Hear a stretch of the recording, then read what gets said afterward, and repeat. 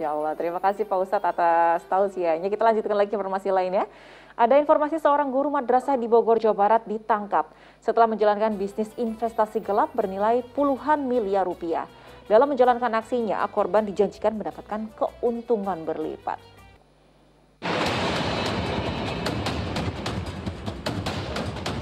Pasrah, beginilah seorang guru madrasah saat digiring petugas Satuan Reserse Polres Bogor, Jawa Barat.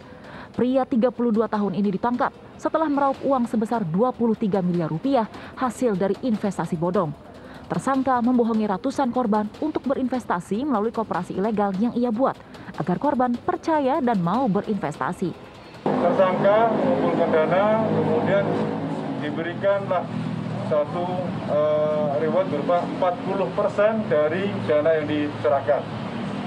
Ini yang menjadi daya tarik dari simpanan ini. Dari mulai bulan Oktober 2019. Polisi menyita sejumlah barang bukti berupa 2 unit sepeda motor, sejumlah surat tanah, beberapa buku bank, ATM, serta sejumlah kwitansi. Atas perbuatannya, tersangka terancam hukuman 15 tahun penjara dan denda sebesar 200 miliar rupiah. Asep Solihin melaporkan dari Bogor, Jawa Barat. Ya, ini aksinya sudah dijalankan sejak tahun 2019, mengumpulkan dana hingga 23 miliar rupiah. Nah Pak Ustadz, ini bagaimana melihat kasus tadi? Ini kan seorang guru madrasah yang seharusnya menjadi teladan, ini kok justru malah menjadi pelaku penipuan investasi bodong dengan ratusan korban. Ya, perilaku menipu itu bisa dilakukan oleh siapa saja ya. Tidak terkecuali yang disebut guru madrasah tadi itu. Karena itu sesungguhnya lahir dari sifat tamak, lahir dari lemahnya iman ya, karena di situ jelas melakukan praktik yang merugikan orang lain. Padahal Allah Subhanahu wa Ta'ala melarang kita untuk melakukan tindakan yang merugikan orang lain, mengambil harta orang lain secara batil, secara tidak benar ya. Untuk itulah maka kemudian di dalam Islam itu kita temukan aturan terkait dengan muamalat, transaksi keuangan ya. Dalam jual beli, sewa menyewa, lalu kemudian investasi bagi hasil dan lain sebagainya. Itu kita temukan dalam fikih muamalat ya. Dan salah satu prinsip dalam fikih muamalat yang mengatur tentang transaksi keuangan, akad jual beli, akad sewa menyewa dan lain sebagainya, itu adalah tidak boleh ada unsur penipuan. Atau dengan kata lain yang disebut dengan al-gharar. Al-gharar itu penipuan, ada ketidakpastian di situ. Nah, di sini maka akad itu harus jelas. Berapa dia berinvestasi, lalu berapa hasil yang akan dia dapat. Maka seorang investor itu pun jangan gampang tergiur. Kalau tadi dikatakan sampai 40% hasilnya, itu dari mana itu ya yang bisa memberikan bagi hasilnya itu sampai 40% ya.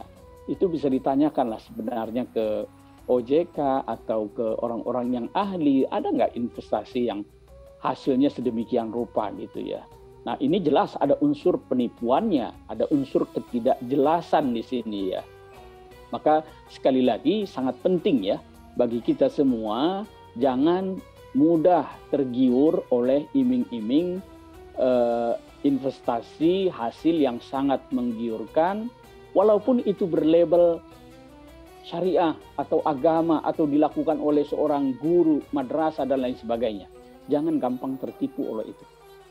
Nah, Pak Ustadz, memang kan dalam investasi itu kan pasti ada janji dan harapannya adalah kita mendapatkan keuntungan. Sebenarnya dalam Islam sendiri, mana sih yang harus, yang boleh dan tidak boleh nih, investasi mana yang sebenarnya kita boleh menjanjikan untung, tapi mana yang seperti investasi bodong tadi gitu Pak Ustadz dalam Islam? Ya, pada prinsipnya setiap transaksi muamalah di dalam Islam itu harus didasari pada antarodin, atas dasar sukarela ya. Di situ bisa antara para pihak itu menetapkan berapa imbalan yang diberikan, berapa persen masing-masing misalnya, keuntungan yang akan didapat, itu bisa berdasarkan kesepakatan ya.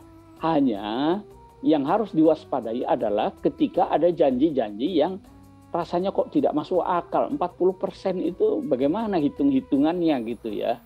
Kalau di bank saja itu hanya sekitar 6-7% ya. Kok ini bisa menjanjikan 40%? Wajar mestinya ada kecurigaan dulu ya. Gitu. Tapi sekali lagi karena sifat manusia itu adalah tamak, ya, senang dengan harta, wa tuhibbunal mala hubban jamma, maka terjadilah praktek-praktek penipuan semacam ini ya.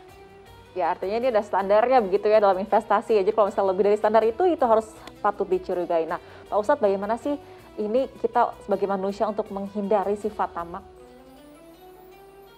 Tadi saya katakan bahwa sifat manusia itu pada dasarnya memang senang harta ya.